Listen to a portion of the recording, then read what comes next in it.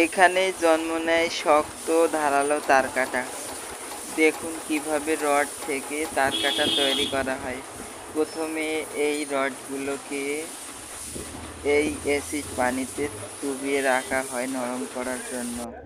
তারপর এখানে সেই রডগুলো তুলে শুকানোর পরে এখানে এক একটি রডের সাথে আরেকটা রডের জোড়া দেওয়া হয়।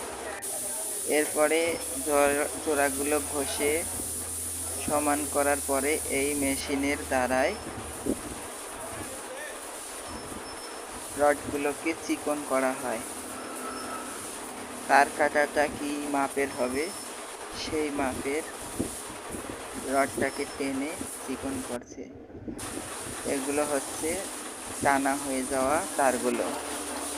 এখন এই মেশিনে কিভাবে তার কাটা তৈরি হয় তা দেখতে পাবেন। এখান থেকে ঘুরে এই তারটা যাচ্ছে মেশিনের ভিতরে। এই মেশিনের ভিতরে আসল কাজ শুরু। এই দেখুন কিভাবে তার কাটাগুলো এক একটি করে এখানে নিচ দিয়ে পড়ছে, এখানে জমছে সবগুলো। এখন প্যাকেটিং এর পালা। এখানে প্যাকেটিং করা হচ্ছে। ভিডিওটি ভালো লাগলে অবশ্যই শেয়ার করবেন। ধন্যবাদ।